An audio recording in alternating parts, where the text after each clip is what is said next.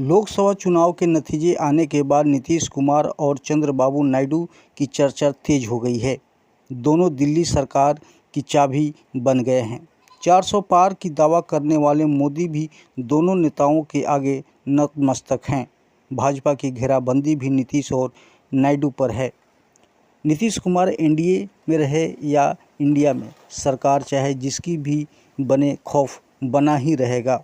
वह दिल्ली से लेकर बिहार की सरकार को कभी भी हिला सकते हैं, क्योंकि सत्ता की चाबी उनके पास है।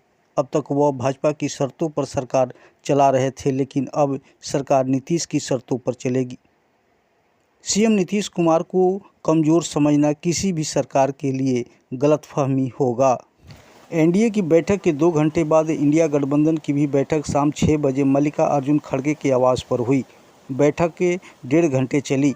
19 पार्टियों के 33 नेता शामिल हुए। कांग्रेस अध्यक्ष मल्लिकार्जुन खड़गे ने कहा कि हम सही समय पर सही कदम उठाएंगे, जब लगेगा कि भाजपा सरकार लोगों की इच्छा के अनुसार सही कदम नहीं उठा रही है। उन्होंने कहा कि हमारे गठबंधन को ज़बरदस्त समर्थन मिला है। लोगों ने भाजपा सरकार की नीतियों के खिलाफ जनादेश दिया है। लोकसभा चुनाव के वोटर्स की ताकत ने कई दिग्गजों को ढेर कर दिया है। बिहार में मोदी की गारंटी पर चुनाव लड़ रहे कई कैंडिडेट को मुंह की खानी पड़ी। वह मोदी की गारंटी तो बताए, लेकिन खुद एंटी इनकम्बेंसी के शिकार हो गए।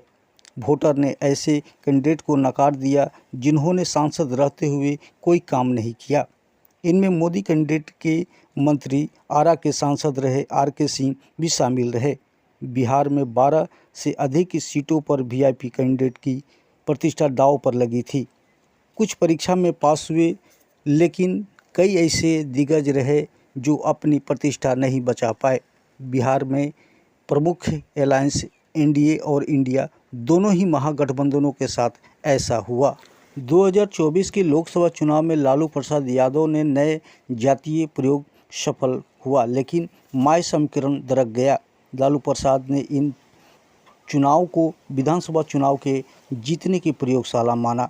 कई प्रयोग किए, उनका विशेषकर कुशवाहा, भूमिहार और वैश्य प्रयोग कामयाब सा दिखा। इन जातियों के वोटर राजद और इंडिया गठबंधन को भी मिला।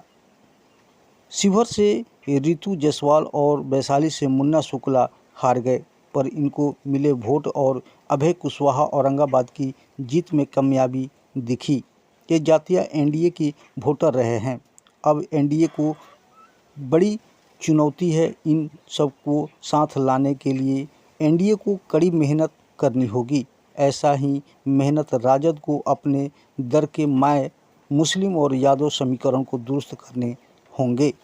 राष्ट्रपति भवन में शपथ की तैयारियां शुरू हो गई है। राष्ट्रपति भवन आम लोगों के लिए 5 से 9 जून तक के लिए बंद कर दिया गया है।